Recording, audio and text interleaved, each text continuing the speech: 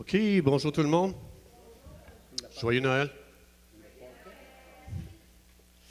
Alors aujourd'hui, on va faire quelque chose de différent. On va en profiter justement parce qu'il y a beaucoup de gens qui ont des questions. On va faire un petit temps de questions-réponses. Donc, si vous avez des questions difficiles à poser, c'est à Pasteur Denis vous les posez. Toutes les questions faciles, c'est moi qui va les prendre. Alors, donc c'est ça. Ça fait que je vous encourage premièrement si vous avez des questions, qu'on reste dans le sujet qu'on a vu peut-être les derniers temps. Donc, c'était quoi dans le sujet?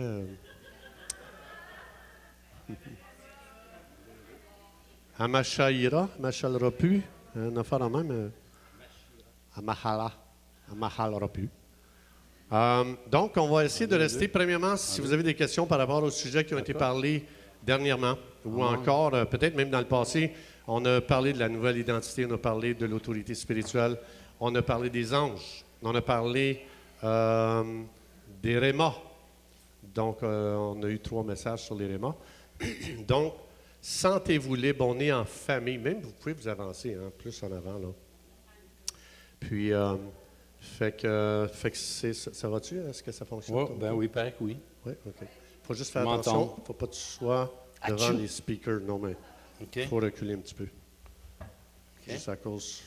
Ce genre de micro-là pogne tout. Donc, il va pogner vos pensées. Faites attention à ce que vous pensez. Oui. Ça capte les pensées dans la salle. Donc, c'est ça. Alors, Saint-Esprit, on t'invite. On vient te demander, Saint-Esprit, de nous guider dans ce temps de questions, de guider les questions, de guider aussi les réponses, que tout soit fait pour l'édification. On vient lier l'esprit de connaissance morte, et puis on délie un esprit de révélation par le Saint-Esprit. Saint-Esprit, on prie que tu puisses nous couver présentement pour que tout soit fait pour l'édification du corps, puis que tous soient bénis, bâtis, construits, édifiés, transformés, renouvelés dans le nom de Jésus. Amen. Alors, donc, vous pouvez, si vous avez des questions, je vous encourage à vous lever debout et de poser fort votre question parce qu'il va falloir la répéter juste parce que... C'est-tu enregistré, Fanny? Non. C'est pas enregistré? Je pense pas. C'est-tu enregistré? C'est enregistré. Oui. Ah, OK. Alors, on va devoir répéter votre question. Oui. Ou bien, tiens, venez ici en avant puis posez-la dans le micro. Ça va être plus facile. Can we have another microphone, Rusty? Yeah? OK. On va commencer par mon micro. Tiens, Hélène.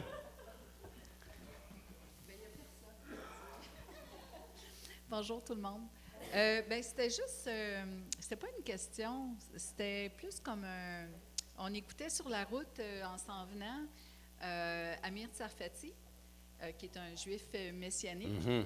Et puis, il parlait justement de la naissance de Jésus, puis il disait, bon, c'est pas important quand il est né, il est né en tout cas. Amen. C'est le quand et le où pour les prophéties, parce que ça avait été annoncé. Mais le petit commentaire que je voulais faire, c'est que, comme tu as dit, il serait plus né en mars, avril, puis ça tombe dans les fêtes juives, le Passover, qui est la fête de Pâques, la Pâques. Fait que je trouvais ça beau parce qu'au fond, c'est l'agneau qui va être immolé. Je trouvais que c'était symbolique. C'est encore mieux que le 25 décembre, en tout cas, à mon avis. Fait que c'était juste ça que je voulais amener de la part de Amir. Oui.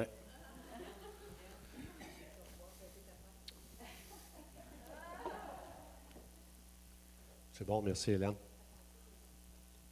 Quelqu'un d'autre? C'est quoi un juif messianique? Vas-y, très cher. Vas-y. Donc, un juif messianique, c'est quelqu'un qui croit que Jésus est le Messie. Mm-hmm. Donc, ça veut dire qu'ils ont abandonné la religion juive, donc le judaïsme, pour embrasser Jésus comme Messie. Donc, ce sont des juifs messianiques. C'est pour ça qu'on les appelle comme ça.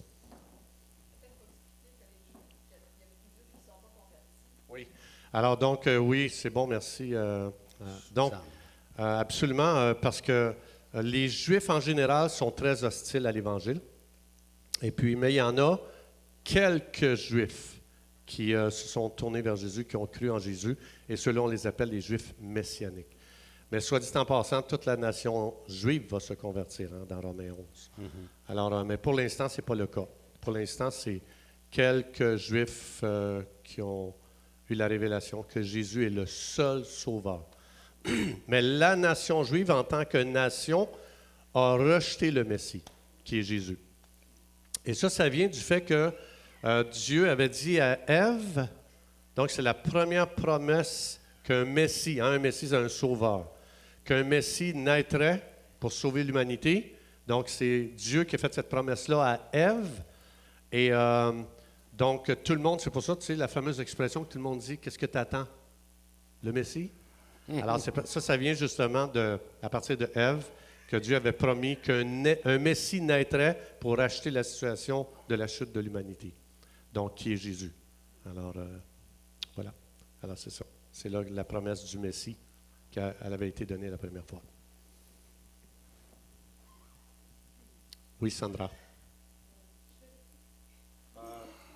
C'est juste pour que les gens entendent la question. Tu es bonne en chantant, fait que... Dans le fond, moi, ma question, c'était quand on lit et on délit, comment on fait? Parce que moi, des fois, mettons, je suis en train de prier, puis comme je perds mes mots, je ne sais plus quoi dire, mais je sais qu'il y a encore des choses qui peuvent être liées. Fait comment je demande à Dieu de me montrer c'est quoi, qu'est-ce qui est dans ma vie, ou je ne sais pas pour qui me demande de prier, comment je vais voir, genre, c'est ça que je dois attaquer, c'est ça que je dois, avec la macaire, que je dois l'arracher complètement. Fait que c'est ça. Très bonne question, Sandra. Oui, bien, Sandra, ce qu'on peut faire, lier, délier, c'est toujours par rapport aussi, il y a un esprit derrière toute chose qui se fait. Hein? Comme dernièrement, j'ai prié, on a lié un esprit d'alcooliste dans la vie de quelqu'un qui l'amène tout simplement à faire des mauvais choix pour sa vie, puis à détruire sa vie. On sait que l'alcoolisme, en tant que tel, vient d'un esprit. Que ce soit la drogue, que ce soit peu importe c'est quoi. Tout est gouverné, Éphésiens 2.2, Satan c'est le prince de l'air, et dans Éphésiens 6, on n'a pas à se battre contre la chair et le sang, mais des dominations. Fait que qu'est-ce qui arrive? Cet esprit-là amène à détruire la vie de cette personne-là. La vie de sa famille, la vie, sa propre vie, ces choses-là. Fait que on prend, mettons, quand on veut lier tout simplement cet esprit-là dans sa vie, qui gouverne dans sa vie. Je prends autorité sur cet esprit dans le nom de Jésus. Je viens lier cet esprit d'alcoolisme sur sa vie. Je chasse cet esprit-là et j'appelle un esprit de sobriété à prendre. Je relâche un esprit de sobriété. Alors, je relâche un esprit de plénitude sur sa vie. Parce que cette personne, même la personne dans laquelle on priait, est chrétien. Fait que, et la personne elle a besoin tout simplement d'être remplie de l'Esprit. Seigneur, viens le rencontrer, que le Saint-Esprit vienne faire déborder, qu'il soit enivré de l'Esprit. Je relâche cet enivrement-là sur sa vie, dans le nom de Jésus. Ça, c'est une forme, mais il y a plusieurs sphères. Moi, des fois, même, je vais voir, je te donne un exemple, il y avait quelqu'un à un moment donné, ça m'a toujours marqué, ça a toujours resté dans ma mémoire, pas loin à Saint-Alphonse, quelqu'un qui a reculé son pick-up, son enfant était tout petit, là, il avait 3 ans. Il est tombé en arrière, puis il a écrasé la tête de son enfant, puis l'enfant est décédé. Je veux dire, j'ai tout de suite lié cet esprit de culpabilité. J'ai dit, je sais, la culpabilité va venir dans son cœur, ça va être l'enfer, autrement dit, pour cet homme-là, de vivre avec ce poids-là toute sa vie. J'ai peur. Je viens lier dans le nom de Jésus cet esprit de culpabilité qui va prendre place, qui veut prendre place dans son cœur. Hey, j'aurais dû regarder, peu importe que ces choses. Et j'appelle la paix de Dieu à prendre place. J'appelle vraiment la grâce de Dieu à prendre place dans sa vie. Tu sais. Mais il y a plein de façons. C'est toujours relié aussi souvent à un esprit, dans le sens, on sait que tout est gouverné par un monde spirituel. Ce qu'on voit toujours à l'horizon, qu'on voit ici à l'horizontale, c'est du fait qu'il se passe des choses au deuxième ciel aussi. Tu comprends? Les attaques qui viennent, ces choses-là. Des nouveaux choix aussi. Ça peut être pour quelqu'un qui, présentement, qui est nouveau chrétien, qui est nouvellement né de nouveau. Moi, souvent, ce que je prie, je prie vraiment que sa vie passée soit liée, malgré qu'elle est en Jésus-Christ, mais qu'il y ait une révélation de cette vie-là, de cette vie nouvelle en lui. Et je lis cet esprit-là qui veut le ramener toujours dans sa vieille vie. Parce que le plus important, là, c'est d'être formé dans la parole de Dieu. Et juste venir à l'Église comme ça ne changera pas nos vies. Et on peut prier. Moi, ma prière, c'est que chacun de nous, on se lève et qu'on soit sérieux avec la parole de Dieu et qu'on étudie la parole de Dieu. Parce que la parole de Dieu, c'est ce qui vous rend libre. Jésus a dit, et c'est vraiment intéressant, alors lisez toujours, allez voir dans Jean 8, 31, 32, il parle à des Juifs qui venaient de croire en lui. Juste avant, au verset 30, il dit, les boys, si vous ne demeurez pas en moi, vous êtes des esclaves. Pourtant, je viens de croire en ton œuvre. Mais non, les boys, si vous ne demeurez pas en moi, si tu n'apprends pas à demeurer, à rester en moi, dans mes pensées, dans mes sentiments, mon cœur, tu vas devenir esclave de quelque chose d'autre. Et l'esclavage dans nos vies peut prendre place constamment si je n'ai pas une révélation de la parole de Dieu quotidienne. Je ne peux pas faire un plein le dimanche, puis on se revoit dimanche prochain. C'est chaque jour. Et c'est pour ça, pourquoi je suis rendu là, je ne sais pas, là, mais il fait en sorte que c'est tellement important. Pourquoi? Parce que on parle de lier, délier dans nos vies, mais sur notre propre vie, on est appelé à lier certaines habitudes de vie qu'on a qui sont contraires au cœur de Dieu. On les a. Et si vous pensez que vous n'avez pas, bien, allez dans la présence de Dieu et demandez, Saint-Esprit, viens, révèle-moi ces choses. Je veux lier ce qui m'empêche d'aller plus loin avec toi. Parce qu'il y a des choses, des fois, qui nous empêchent ou qui nous amènent à faire des mauvais choix dans nos vies pour connaître Jésus-Christ. Et c'est la seule réalité. La réalité, c'est de vivre la présence de Dieu. Ce n'est pas de venir à l'Église juste comme ça ensemble. C'est un temps super où on est ensemble, on loue le Seigneur, ces choses-là, mais c'est d'expérimenter la présence de Dieu. Et tu peux l'expérimenter dans la mesure que tu apprends à connaître la parole de Dieu. Pas ton iPhone, la parole de Dieu. Et c'est ça qui est important. Fait que, je ne sais pas si ça répond à... Mais lié, délié. Et aussi, il y a des fois qu'on est comme... Il faut se rappeler une chose. Le Saint-Esprit, ça dit qu'il vient à notre aide quand on ne sait pas quoi demander. Souvent, des fois, on se met un fardeau. Ça, je veux juste qu'on puisse s'enlever ce fardeau-là. Souvent, même des fois, les gens viennent me voir et disent « Hey, je ne sais pas comment prier. Je ne sais pas. Ce que tu dis là ce n'est pas la première fois que j'ai ces questions-là. Je ne sais pas comment lier, délier ou quoi que ce soit. » Dieu exerce nos mains au combat aussi. Et Dieu nous fait grandir dans le combat. Puis des fois, on ne sait pas. Des fois, je peux prier, mettons, je prie pour JF. Seigneur, je ne sais pas, mais j'intercède pour lui. Saint-Esprit, tu sais ce qu'il a besoin. Là, je vois, viens dans sa vie. Viens tout simplement intervenir dans sa vie. Il y a des temps comme ça. Le Saint-Esprit emmène et tout simplement, il va répondre à ça. Et nous, même, des fois, on dit tout croche nos affaires et le Saint-Esprit l'emmène devant le trône de Dieu à la perfection. Et on a un assistant, on a un guide qui est toujours là, qui nous assiste. On a juste à se reposer en lui. On n'a pas à forcer les choses. On n'a pas, hey, qu'est-ce que je dis comme mot? C'est simple. On est dans la présence de papa. Il faut relaxer. Tu sais, souvent, même avec quelqu'un, je pense Pierrette, à un moment donné, hein? Pierrette, juste simple, bénis Thérèse. Simple. Tu sais, mettons exemple, on se demandait, des fois, on ne sait pas quoi de... J'appelle la bénédiction sur sa vie, la bénédiction de Dieu. Et Dieu sait tout ce qui va être déversé. Et c'est pour ça qu'on est appelé à bénir les gens constamment.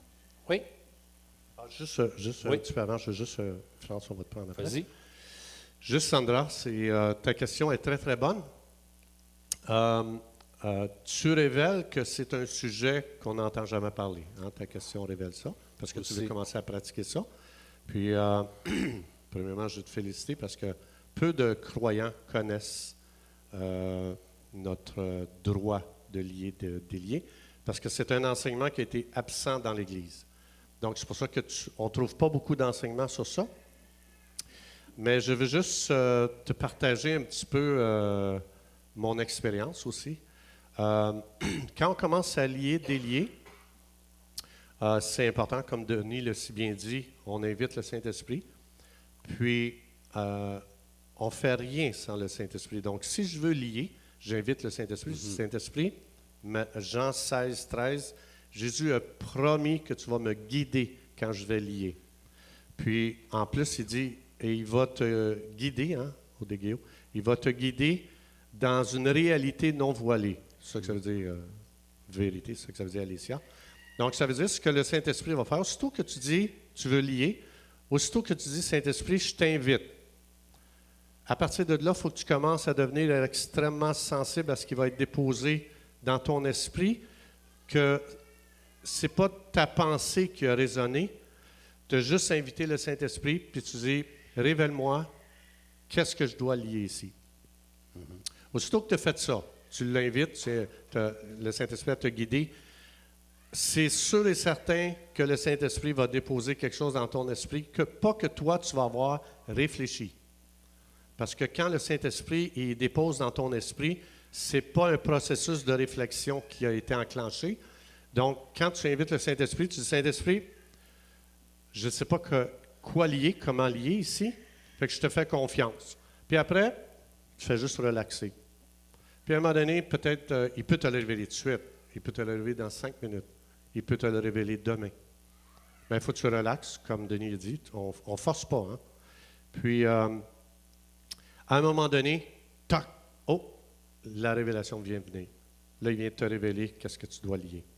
Puis, c'est un petit peu, quand on commence à délier, on est comme un enfant qui vient au monde. On va faire beaucoup d'erreurs, on va faire beaucoup de gaffes, c'est pas grave. Parce que le Saint-Esprit dit, tes erreurs, ça ne me dérange pas. Tes gaffes, ça ne me dérange pas, parce que comme Denis a dit dans Romains 8, ça dit que le Saint-Esprit va intercéder en ta faveur. Amen. Donc, par des soupirs inexprimables. Hein? C'est ce que ça dit dans Romains 8. Ce que ça veut dire, c'est que même si j'ai mal formulé, le ministère du Saint-Esprit, c'est de prendre ce qui est dans ton cœur ou dans ton esprit. Donc, il ne répondra pas à tes paroles. Il va répondre à ce qui est dans ton esprit. Parce que tes paroles peuvent être très faibles. Hein, ça le dit dans Romains 8. On ne sait pas quoi demander. Lui-même le dit. Autrement dit, on est très, très faible en parole. Donc, on a de la misère à verbaliser. Et c'est pour ça que des fois, on prie en langue, on chante en langue, parce que notre raisonnement n'arrive pas à contrôler, si on peut dire, formuler, verbaliser. Alors, c'est pour ça que c'est un voyage, quand on commence à délier, c'est un voyage de longue haleine. Et plus que tu vas le pratiquer, plus que le Saint-Esprit va te rendre habile à le faire. Donc, mais c'est juste, il faut se voir comme je commence, c'est quelque chose de nouveau dans mon voyage. Puis j'invite toujours le Saint-Esprit. Saint-Esprit, c'est ton ministère. Puis des fois, ça se peut même que le Saint-Esprit ne te révèle rien à lier. Peut-être qu'il n'y a rien à lier non plus. Ça ne veut pas dire que la source est spirituelle. Hein, parce que quand on lit des esprits. Hein, c'est des esprits qu'on lit. Fait que des fois, ça se peut que le Saint-Esprit ne te dise rien. Dans ce temps-là, vas-y avec ton cœur. Tu sais, tu y vas avec qu'est-ce que tu penses. Mais en général, comme Denis a dit, quand je regarde dans le monde physique, le comportement ou l'attitude me dit quel esprit contrôle. Fait que, est-ce que ça va? Oui? OK. Mais c'est toute une aventure. Hein? Puis c'est pour ça que c'est important dans les réunions de prière, le mercredi ou même le matin ici, c'est important. Moi, chaque dimanche matin, quand je commence la louange, je lis la louange de lèvres. Je refuse ce genre de louange-là. Et je délie une louange qui vient du cœur. Alors, c'est un esprit quand Dieu dit « Ce peuple m'honore des lèvres ». Donc, moi ici, le dimanche matin ou même chez moi, je commence déjà à faire un combat spirituel pour la louange et même pour le message. Je lis tout esprit d'orgueil dans le message. C'est un esprit. Et je délie l'esprit d'autorité spirituelle. Quand ça dit que Jésus enseignait avec autorité. Alors ça nous appartient, c'est notre héritage. Donc, je lis, avant de prêcher, je lis l'esprit d'orgueil. Au nom de Jésus, je refuse ça. Je n'ai rien de commun avec toi. Et je délie un esprit d'autorité spirituelle à travers la prédication. Parce que puis je le fais chaque dimanche. Chaque fois que je viens ici, soit pour la louange, soit pour prêcher, je vais dans le monde de l'esprit, puis je commence déjà à faire un travail dans l'esprit. Donc, après ça, les gens, je m'en occupe pas, tu sais, vraiment. C'est eux autres qui doivent connecter avec Dieu. Mais moi, j'ai fait ma part. Personnellement, moi, dans ma vie, j'ai lié la louange des lèvres. Je refuse ça. Ça va-tu? Alors, c'est pour ça que c'est régulièrement, puis plus n'importe quoi qu'on fait, c'est bien d'être conscient du monde spirituel. Si je m'en vais à un endroit, mettons que je m'en vais à un endroit, je peux lier l'esprit d'argumentation, puis qu'un esprit de soif de Dieu vienne envahir ce lieu. Parce que quand on entre dans l'argumentation, le Saint-Esprit, il déverse rien. C'est coupé. Alors, je lis l'esprit de connaissance naturelle ou juste d'information, ou l'esprit d'argumentation, et je délie un esprit de soif de Dieu. Si on a soif, le Saint-Esprit va ouvrir les valves, et c'est incroyable comment le Saint-Esprit va déverser. Donc, c'est plus qu'on est conscient du monde spirituel, plus qu'on lit et délie. Amen. Oui. Il y avait France. Après, on va prendre Un micro. Il y en a un micro aussi. Il est juste ici. Quand on a reçu Jésus comme notre sauveur, quand j'avais les cheveux longs, pouilleux, un hippie qui se convertit, c'est dans leur église que je suis allé la première fois. Alors, donc aujourd'hui, elle nous a accueillis quand je me suis converti, et aujourd'hui, c'est nous qui l'accueillons. Amen. Hey, merci d'être une église aussi extraordinaire. Je disais à Régent ce matin que j'ai eu un appel, tu sais, c'est Dieu, c'est Saint-Esprit qui m'a amené jusqu'à vous, puis c'est fou depuis que je suis ici, à quel point que je suis débordante de plein de choses. À un moment donné, si j'ai du temps de libre, je pourrais faire un partage avec vous à ce sujet-là. Amen. Mais ma question, en fait, c'est, je suis bébé, même si ça fait 56 ans que je suis au Seigneur, je suis bébé par rapport à lier et délier. C'est nouveau pour moi. Et je marche à quatre pattes là-dedans. Mais, tu sais, il y a les Écritures, puis j'ai toujours voulu avoir cette autorité-là que j'avais, que je ne savais pas que j'avais. Et aujourd'hui, ma crainte, c'est quand j'ai lié des esprits chez moi et que j'ai délié les anges et que j'ai délié, le monde spirituel positif, les démons que j'ai liés, qui sont partis, si vous vous souvenez, à un moment donné, les démons se sont adressés à Jésus, puis ils ont dit non, non, non, tu sais. Puis ils les ont envoyés dans un troupeau. Puis ces troupeaux-là, il est parti se noyer. Fait que moi, ma crainte, c'est le après. Parce que si je lis ces démons-là, après, ils vont être déliés quelque part. Puis ils vont aller où? Est-ce qu'ils vont aller dans nos petits-enfants? Ils vont aller où, tu sais, dans nos enfants? Qu'est-ce qui se passe avec ces démons-là? Ouais. Puis je suis portée à les envoyer au pied de la croix, mais après ça, ils sont libres. Fait qu'elle est là ma crainte. Oui. Bien, vas-y, start. OK, très, très bonne question, France. Donc, on voit que le sujet lié-délié, très, très peu connu, comme France a dit, ça fait longtemps qu'elle est croyante, puis c'est absent, ça, dans l'Église. Puis, encore là, il faut prier pour que ça vienne dans l'Église, que ça revienne, parce que ça nous appartient. Jésus l'a enseigné aux disciples. Et donc, Jésus, ce qu'il a fait, je pense que la référence que tu fais, c'est le possédé de Gadara, où est-ce que Jésus a chassé les démons dans le possédé de Gadara. Et puis, les démons, ils ont dit, envoie-nous dans ces cochons qui sont là-bas. Quand on lit, on ne chasse pas les démons. Lier n'est pas chasser, ce n'est pas la même chose. Jésus a chassé les démons dans le possédé de Gadara. Mais quand on lie, faut penser comme, faut visualiser, je mets une chaîne autour de ce démon-là et il ne peut plus opérer dans son activité pour influencer la personne. C'est juste ça. Donc, on n'est pas en train de chasser. On ne chasse pas. On l'envoie nulle part. Donc, il est juste lié. Comme par exemple, dans l'Apocalypse, il y a un ange qui est venu puis qui a lié. C'est la même chose, hein? C'est le même mot en grec. L'ange va juste lier Satan pendant 1000 ans et Satan pourra avoir aucune activité comme il faisait. Donc, il n'influencera plus l'humanité. L'humanité va être libérée. On va retrouver notre libre arbitre. Parce que même si je lis un démon, quand je lis un démon quelconque, je réalise comme, je prends par exemple, Denis ce qu'il disait tantôt, l'esprit d'alcoolisme.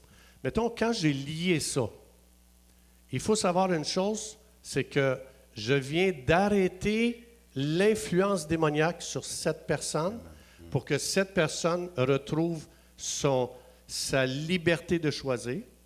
Donc, ça veut dire que je l'ai libéré de toute influence démoniaque en arrière. Cette personne se retrouve juste avec son libre arbitre, mais il se peut qu'avec son libre arbitre, elle ne veut pas.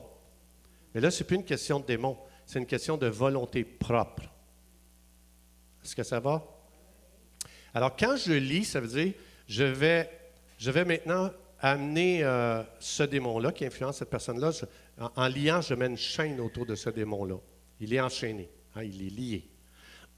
Pensez à l'image d'Apocalypse quand l'ange a lié Satan pendant 1000 ans. Il ne pouvait plus influencer les humains. Alors moi, quand je lis, ce démon-là ne pourra plus influencer cette personne-là, mais il faut savoir que Dieu, c'est un Dieu qui respecte le libre arbitre des gens. Ce que ça veut dire, si la personne dit oui, autrement dit, cette personne se retrouve juste avec son libre arbitre pour prendre une décision, et non plus avec une influence démoniaque qui l'empêche de prendre une décision. Et Dieu va toujours respecter le libre arbitre des gens. Ça veut dire que quand Jésus, il y a des gens sans être possédés, ils ont rejeté Jésus, j'ai beau lier le démon qui a pu l'influencer, ça se peut que ce n'est même pas un démon, ça se peut que ce soit sa volonté propre. Vous comprenez? Alors, quand je lis, une fois que c'est lié, après ça, je prie, Saint-Esprit, viens la couver, donne-lui une révélation comment Jésus l'aime, pour qu'elle fasse des bons choix. Mais on ne peut pas obliger quelqu'un à faire les bons choix. Elle est toujours devant sa liberté de choisir. Donc, quand on lit, on n'intervient pas dans la volonté d'une personne. On intervient dans l'activité démoniaque qui influence cette personne. Vous comprenez? Ça va? Alors, donc déjà, je l'ai libérée d'une influence démoniaque, OK? Elle n'est plus là. Puis après, là, je peux prier, je peux demander, Saint-Esprit, amène une conviction. C'est toi qui vas convaincre cette personne de ci ou de ça. Peu importe. Mais la personne, elle n'est plus influencée. Elle est juste avec son libre arbitre devant ce qu'elle reçoit. Mes prières vont amener une percée dans sa vie pour que le Saint-Esprit puisse amener une révélation dans la vie de cette personne. Ça va-tu, France? Oui, viens. Oui, viens. Ça m'amène à une autre question. Oui, je sais que ça suscite beaucoup de questions. Parce qu'on est bébé, en fait, hein, dans le sujet, Oui, c'est pour ça, c'est comme ça. a dit France. Bien, OK. Là, la personne est libre. Oui. Mais des démons, il y en a beaucoup. Puis, il peut avoir... Supposons que j'ai lié un démon de... Je ne sais pas moi. On va prendre ton exemple d'alcoolisme. Mais il y en a d'autres démons d'alcoolisme qui existent. Fait que si la personne décide, non, je veux, tu sais, de mon propre chef, je veux continuer, bien, il y a un autre démon qui peut venir l'influencer à ce moment-là. Je comprends. Oui. OK, alors, moi, ce que je vous encourage, ou ce que je nous encourage, de rester le plus simple possible, OK? Puis de laisser au Saint-Esprit, de dire, Saint-Esprit, tu me dis que je pouvais lier, délier, je l'ai fait. Maintenant, je te fais confiance que cette personne-là va être sous le ministère du Saint-Esprit maintenant. C'est plus le démon qui va avoir une influence sur elle, c'est le Saint-Esprit. Alors, mais parce que Jésus nous a juste dit de faire ça, puis il faut savoir que Quand on touche au monde, en fait, quand on touche au monde spirituel, c'est un petit peu compliqué. Mais il faut savoir que les démons ne sont pas là en train de se promener qui ils vont s'occuper. Là. Tu sais, ça ne marche pas comme ça en général. En général, ta vie a été tellement étudiée qu'il y a eu des démons spécifiques assignés à ta vie. Mais il a fallu qu'il y ait une étude avant qu'elle ait été faite. Donc, autrement dit, les démons, ils t'ont étudié depuis que tu es né au monde. Ils t'ont étudié. Donc, Satan n'a pas assigné n'importe quel démon à n'importe qui. Et aussi, il faut savoir qu'il y a beaucoup plus d'activités angéliques que d'activités de démons. Fait que quand tu as lié, puis tu as délié, hein, je délie un esprit, je ne sais pas moi, de sobriété, maîtrise de soi, peu importe. Il faut savoir que j'ai aussi délié une activité angélique sur cette personne. Et ces anges-là, c'est des anges guerriers qui vont protéger ce que tu viens juste de faire dans la vie de cette personne-là. Tu sais, puis il faut savoir que les démons, hein, il y a juste un tiers qui ont suivi Satan. Ce que ça veut dire, il y a beaucoup plus d'activités angéliques sur une personne que d'activités démoniaques. Alors, quand tu lis, puis tu as délié, bien, ça veut dire que tu as délié une activité angélique autour de cette personne-là, et ces anges ils vont très, très bien faire leur travail. Donc, ces anges-là vont veiller à ce que cette personne-là, maintenant, puisse opérer avec son libre arbitre, sa volonté libre. Donc, c'est tout un monde spirituel là, qui est à l'œuvre, mais cette personne est protégée par les anges que tu as déliés aussi. Beaucoup plus. C'est pour ça que la parole de Dieu est importante, d'apprendre à connaître la parole de Dieu, parce que c'est un arme, on l'a vu les semaines qui ont précédé. Tu sais, dans Deutéronome, Dieu dit, « J'ai placé la mort et la vie devant toi. Je t'encourage, choisis la vie. » C'est un choix. C'est qu'à un moment donné, on peut lier des influences, comme ça a été dit, mais c'est un choix. Il faut enseigner dans l'Église que tu as des choix à faire. Puis des choix faits selon la parole de Dieu. Et c'est pour ça que tu dois savoir manier l'épée de l'Esprit. On l'a vu la semaine passée, comment faire face à l'ennemi. Parce que oui, l'ennemi, il veut revenir. Mettons que tu as un péché que tu entretiens dans ta vie et qui revient constamment, ou ces choses-là, tu l'entretiens, tu rouvres des portes. Tu ouvres des portes, mais tu peux prendre autorité. Tu n'as pas à vivre sous l'autorité de ce péché-là, parce que Christ t'a affranchi. Tu es pleinement libre, mais tu dois prendre ta volonté et dire non, je refuse ça dans le nom de Jésus, je déclare ainsi la parole de Dieu dans cette situation, pour vivre la liberté. Mais c'est pour ça qu'on a besoin, il faut que chaque personne apprenne à connaître la parole de Dieu. C'est pour ça qu'on est appelé à ça. Tu peux lier dans la vie de quelqu'un, mais si ses choix après ça ne se conforment pas selon le cœur de Dieu, selon la parole de Dieu, tu vas toujours demeurer esclave. Jésus l'a dit. Fait que Jésus, je ne pense pas qu'il est menteur. Non? Je pense que c'est nous le problème. Souvent, c'est nous le problème parce que de prendre du temps dans la parole de Dieu. Mais juste vite, vous allez voir à quel point le cœur de Daniel, c'est important d'aller chercher, de vouloir, de désirer la parole de Dieu. Et on le voit ici dans Daniel 6, là, vous allez voir ça. Non, excusez, Daniel 10, verset 12. Tu sais, quand à un moment donné, ça dit, il me dit, Daniel, ne crains rien. Ça, c'est l'ange qui arrive parce qu'il fait des demandes à Dieu. Il prie, il demande pour avoir la révélation du songe qui était là, mais il dit ceci, ne crains rien. Car dès le premier jour où tu as eu à cœur de comprendre, j'aime beaucoup ici le cœur, la volonté de Daniel dit, moi j'ai à cœur de comprendre cette énigme-là, je viens dans ta présence, j'ai à cœur d'être délivré, moi, de cette situation-là, j'ai à cœur, je cherche ta face, Seigneur. Jésus a dit, celui qui me cherche de tout son cœur, il va se laisser trouver. Et après ça, il dit ceci, et de t'humilier devant ton Dieu, tes paroles ont été entendues. L'ange est en train de dire, hey, tes paroles ont été entendues, on l'a tous, c'est ici.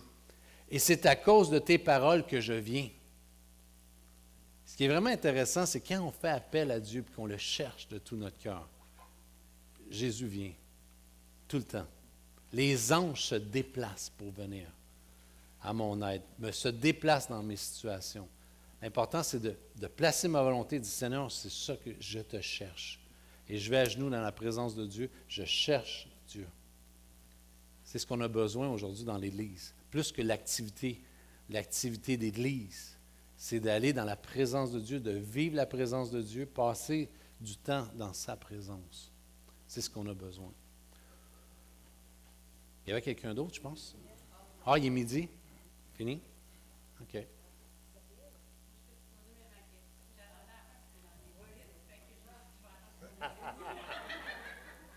Viens, il y a un micro ici, Il y a le Isabelle. micro ici.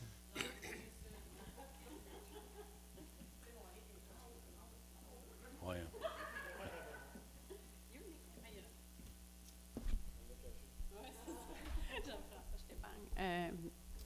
Voilà. Moi, en fait, j'avais une question plus de fond. Je me demande, on parle beaucoup de grand réveil, de Great Awakening. Je pense pas que c'est biblique. Je pense pas qu'on s'en va vers ça. On entend beaucoup ça dans le New Age. On entend ça beaucoup sur les influenceurs. Donc, je me disais, tu sais, souvent, on prie pour que les gens se réveillent et tout ça. Puis je me suis dit, est-ce qu'on ne devrait pas plutôt prier pour faire des disciples, pour...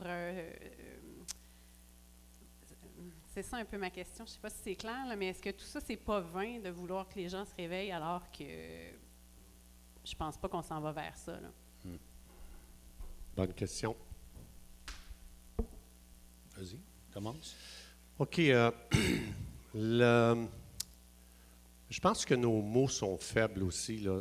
La Bible parle que le plus grand réveil dans Joël 2. Ça, c'est le plus grand réveil de toute l'histoire de l'humanité qui est décrit dans Joël 2. Je pense qu'il va y avoir un très, très grand réveil, comme ça a été dit par Dieu. La nation d'Israël au complet va se convertir. Il y a beaucoup de musulmans qui vont se convertir, Dieu le promis. Mais je pense que ton point, Isabelle, il est très important parce que, en fait, la grande commission, ce n'est pas un grand réveil. La grande commission dans Matthieu 28, 20, Jésus dit, « Allez, faites de toutes les nations des convertis. » Non? Disciple. Les disciples. Ce que ça veut dire, je suis appelé à donner ma vie à quelqu'un pour l'apprendre à partir de ses premiers balbutiements là, après la conversion, puis après ça, la nourrir spirituellement, la nourrir, jusqu'à temps que cette personne-là devienne une adulte spirituellement. Alors, la grande commission n'est pas un réveil. La grande commission, ça demande des vies qui meurent à eux-mêmes pour investir dans la vie des autres, pour en faire des disciples. Et donc, c'est pour ça que c'est le mandat que Dieu a donné à chaque personne. Ça veut dire que je ne suis pas appelé juste à amener quelqu'un au Seigneur, puis il s'est converti, puis je le laisse là. Je ne fais pas la grande commission quand je fais ça. La grande commission, c'est Jésus dit, maintenant, c'est correct, tu l'as amené à moi, c'est magnifique, c'est merveilleux. Maintenant, donne ta vie pour cette personne, pour cheminer avec elle, pour l'amener jusqu'à la maturité. Dans le monde physique, on fait ça. Qu'est-ce que vous diriez si des parents mettent au monde un enfant, puis après ça, ils n'investissent pas dans l'enfant? Qu'est-ce que vous diriez de ça? C'est inhumain. C'est inhumain aussi que quelqu'un vienne au Seigneur puis que ce nouveau converti-là n'a pas de parents. Donc, on a tous besoin. Moi, si on n'avait pas investi dans ma vie, je ne serais pas ici aujourd'hui. Je suis ici parce que quelqu'un a investi dans ma vie, il a fait de moi un disciple. Et je le suis encore, hein? Je suis encore un disciple. Là.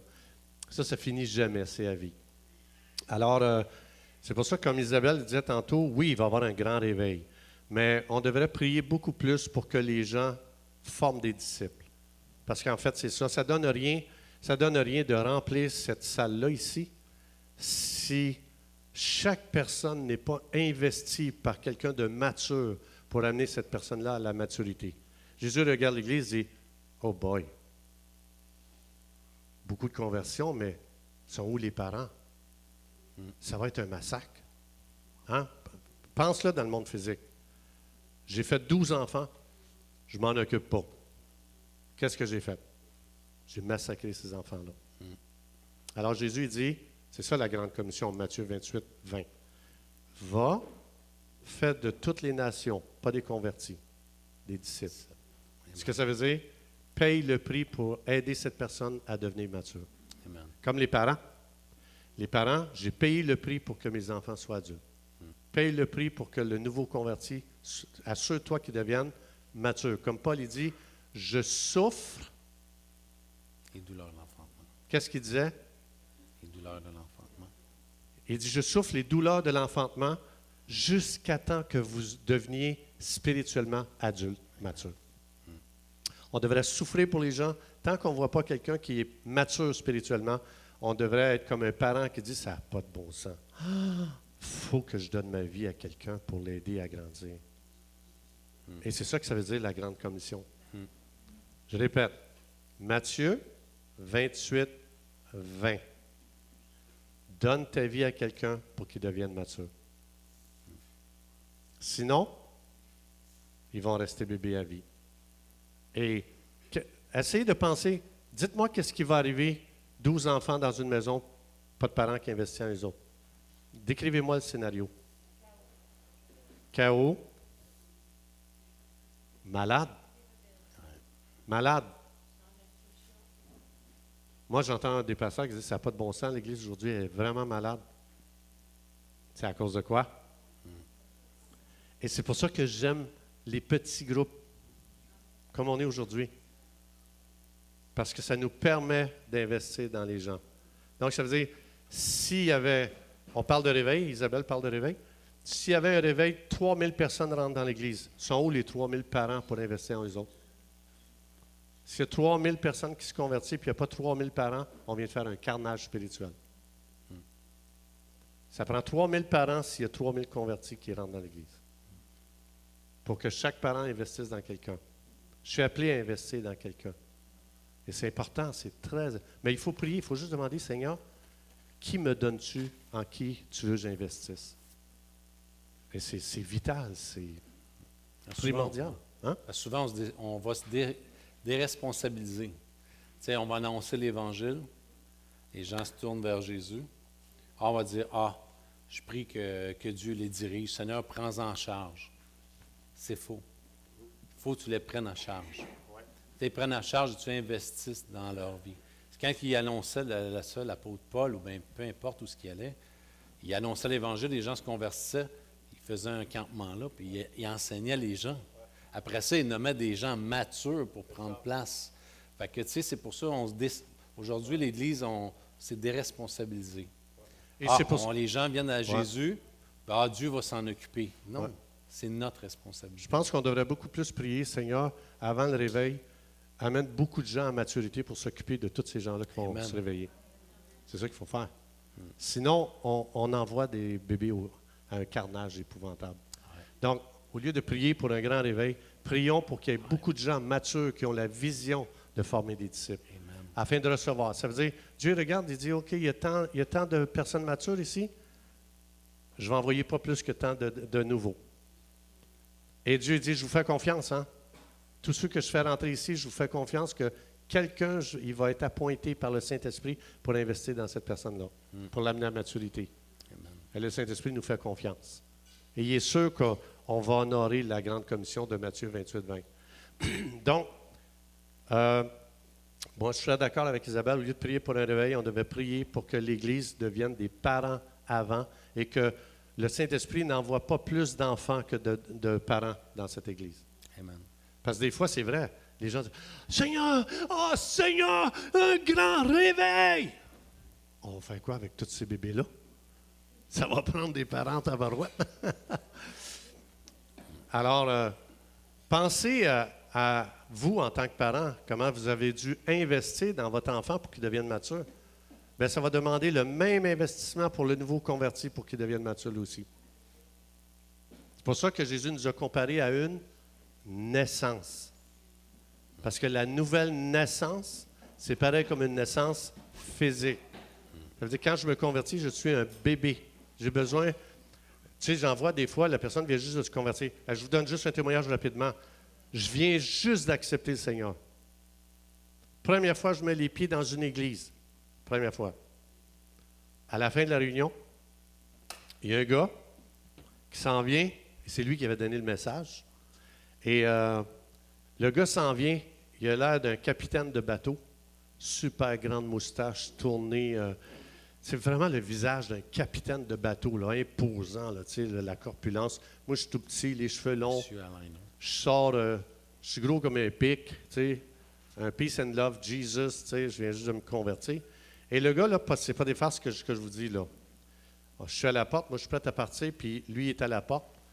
Il s'est placé devant moi comme ça, là. J'en avais mal dans le cou. Comme ça, il a passé de Genèse à Apocalypse. Il m'a enseigné la Bible au complet en une demi-heure. Pourquoi vous pensez que je connais ma Bible? J'ai tellement eu peur, j'ai dit, il faut que j'apprenne ma Bible par cœur. Il va me tuer, ce gars-là. Il va m'amener sur un bateau, il va me noyer, je suis sûr. Fait que le gars, là, écoute, il est comme ça, là. Moi, j'avais besoin de colestrum. J'avais besoin de quelques gouttes de lait spirituel. Lui, là, il a sorti le congélateur avec toute la nourriture qu'il a accumulée. Il me rentrait ça, il m'a défoncé l'estomac spirituel. Je suis sorti de là, j'ai dit, c'est des fous, ces gens-là. Plus jamais je remets le pied dans une église. Il n'a pas respecté ma capacité. Je ne sais pas pourquoi il a fait ça. Mais je te le dis, là, hey, j'avais l'estomac spirituel défoncé. Fais ça avec un bébé. Il m'a enseigné toutes les doctrines de la Bible en 30 minutes. Hey, moi, j'ai dit, plus jamais sont fous, ces gens-là. Et c'est quelqu'un, je prenais l'autobus de cet endroit-là jusqu'à Montréal, parce que je restais à Montréal. Et puis, c'est un autre croyant qui a dit, t'es troublé, hein? Ben, j'ai dit, c'est assez troublant, non? C'est des fous. Fait qu'il m'a expliqué, il dit, non, je veux juste te dire, c'est pas ça la vie chrétienne. Ce gars-là, il a manqué de sagesse. Il n'a pas discerné que toi, tu as encore un petit estomac juste pour le lait. Et puis, mais cette personne-là m'a pris par la main. S'il n'avait pas été là, peut-être que je ne serais même pas ici aujourd'hui. Mais c'est quelqu'un qui m'a pris par la main et qui a dit, fais-toi-en pas. C'est pas normal qu'est-ce que tu as vécu.